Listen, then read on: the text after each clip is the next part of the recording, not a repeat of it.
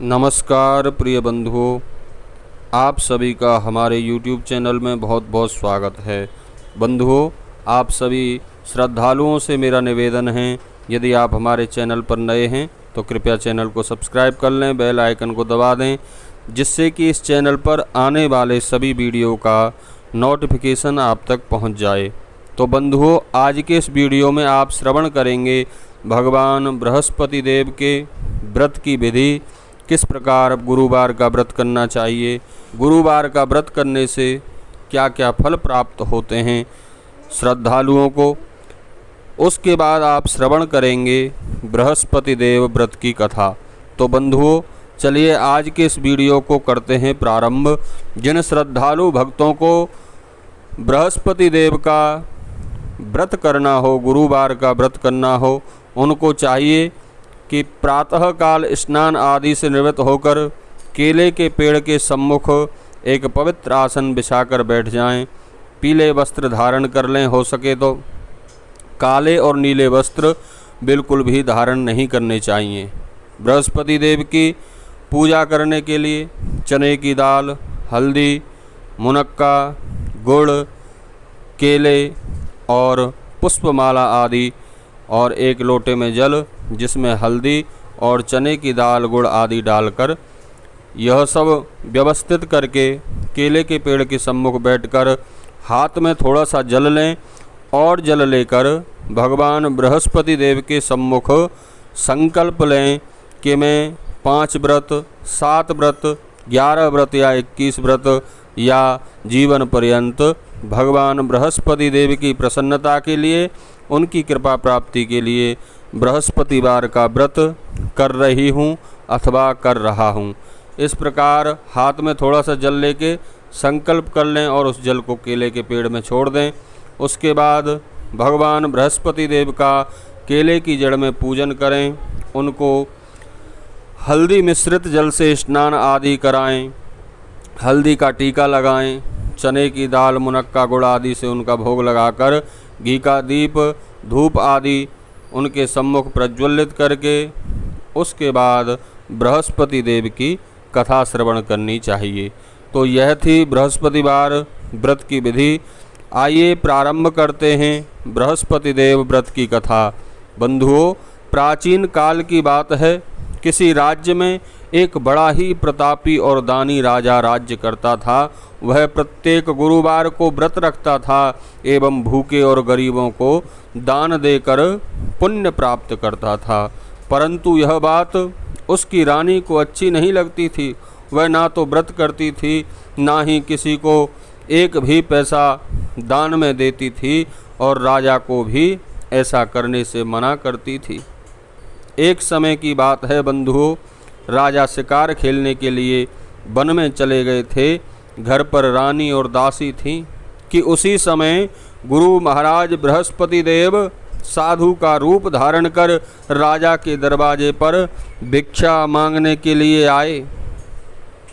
साधु ने जब रानी से भिक्षा मांगी तो वह कहने लगी, हे साधु महाराज, मैं इस दान और पुण्य से तंग आ गई हूँ।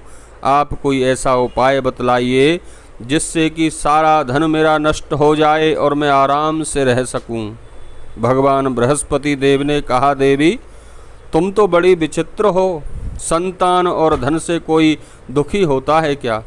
अगर अधिक धन है तुम्हारे पास तो इसे शुभ कार्यों में लगाओ, कुंवारी कन्याओं का विवाह कराओ, विद्यालय और बाग बगीचों का निर्माण कराओ, जिससे तुम्हारे दोनों लोक सुधरें।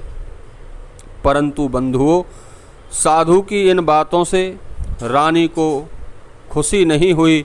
उसने कहा कि मुझे ऐसे धन की आवश्यकता नहीं है जिसे मैं दान दूं और जिसे संभालने में मेरा सारा समय नष्ट हो जाए। तब साधु ने कहा, यदि तुम्हारी ऐसी इच्छा है तो मैं जैसा कहता हूं तुम्हें वैसा ही तुम करना।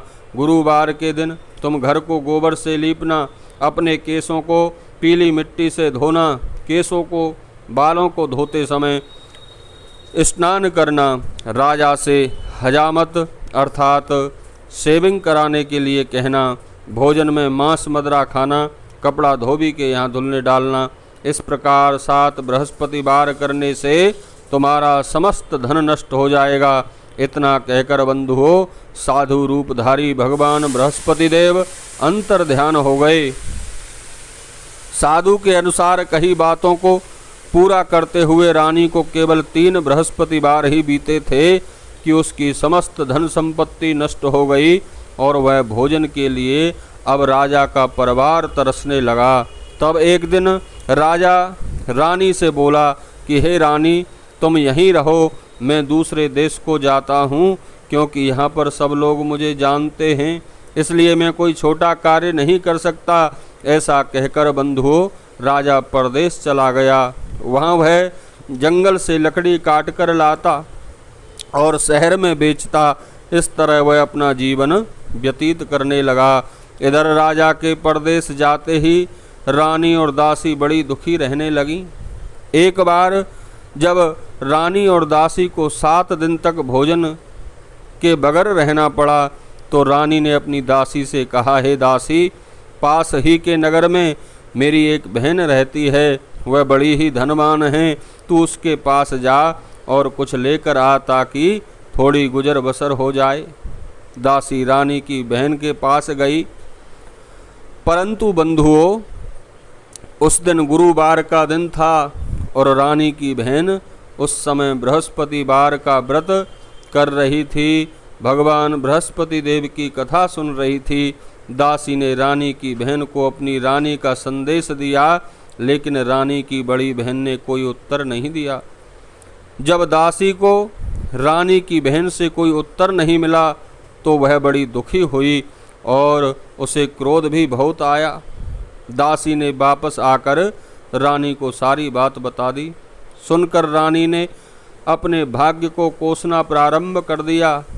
उधर रानी की बहन ने सोचा कि मेरी बहन की दासी आई थी, परंतु मैं उसे कुछ बोल नहीं सकी, क्योंकि मैं उस समय भगवान बृहस्पति देव का पूजन कर रही थी, कथा श्रवण कर रही थी, और वह मन में बड़ी दुखी हुई होगी। कथा सुनकर और पूजन समाप्त करके रानी की बहन रानी के घर आई और कहने लगी, हे बहन, मैं उस समय बृहस्पति देव का व्रत कर रही थी, तुम्हारी दासी मेरे घर आई थी, परंतु जब तक कथा होती है, भगवान बृहस्पति देव का पूजन होता है, तब तक ना तो उठते हैं और ना ही किसी से बोलते हैं, इसलिए मैं कुछ नहीं बोल सकी। कहो दासी, क्यों गई थी मेरे घर? रानी बोली, बहन, तुमसे क्या छुपाऊं, हमारे घर में खाने तक को अनाज नहीं था। ऐसे कहते कहते रानी की आंखें भर आईं। उसने दासी समेत पिछले 7 दिनों से भूखे रहने की बात अपनी बहन को बताई। रानी की बहन बोली, देखो बहन, भगवान बृहस्पति देव सबकी मनोकामना पूर्ण करते हैं, देखो शायद तुम्हारे घर में अनाज रखा हो। पहले तो रानी को बंधुओं विश्वास नहीं हुआ, पर वह बहन के आग्रह करने पर उसने अपनी दासी को अंदर भेजा तो उसे सचमुच अनाज से भरा एक घड़ा मिल गया। यह देखकर दासी को बड़ी हैरानी हुई। दासी रानी से कहने लगी, हे रानी, जब हमको भोजन नहीं मिलता तो हम व्रत ही तो करते हैं, इसलिए क्यों ना इनसे व्रत कथा और व्रत की विधि पूछ ली जाए, ताकि हम भी बृहस्पतिवार का व्रत कर सकें। तब रानी ने अपनी बहन से बृहस्पतिवार व्रत के बारे में पूछा। बंधुओं, उसकी बहन ने बताया, बृहस्पति के व्रत में चने की दाल और मुनक्का से विष्णु भगवान का केले की जड़ में पूजन करें तथा दीपक जलाएं, व्रत कथा सुनें और पीला भोजन करें, इससे बृहस्पति देव प्रसन्न होते हैं। व्रत और पूजन विधि बतलाकर रानी की बहन अपने घर लौट गई। 7 दिन के बाद जब बंधुओं गुरुवार आया तो रानी और दासी ने व्रत रखा। घुड़सवार में जाकर चना और गुड़ ले आईं। फिर उसने केले की जड़ तथा विष्णु भगवान का पूजन किया। अब पीला भोजन कहाँ से आए? इस बात को लेकर दोनों बड़ी दुखी थीं। चूँकि उन्होंने बृहस्पतिवार का व्रत रखा था, इसलिए बृहस्पति देव उनसे प्रसन्न थे, इसलिए वे एक साधारण व्यक्ति का रूप धारण कर 2 थालों में सुंदर पीला भोजन दासी को दे गए। भोजन पाकर दासी बड़ी प्रसन्न हुई और फिर रानी के साथ मिलकर भोजन ग्रहण किया। उसके बाद वे सभी गुरुवार को व्रत और पूजन करने लगीं। बृहस्पति भगवान की कृपा से बंधुओं उनके पास फिर से धन संपत्ति आ गई, परंतु रानी फिर से पहले की तरह आलस्य करने लगी। तब दासी बोली, देखो रानी, तुम पहले भी इस प्रकार आलस्य करती थीं, तुम्हें धन रखने में कष्ट होता था, इस कारण सारा धन तुम्हारा नष्ट हो गया। और अब जब भगवान बृहस्पति देव की कृपा से धन मिला है तो तुम्हें फिर से आलस्य नहीं करना चाहिए।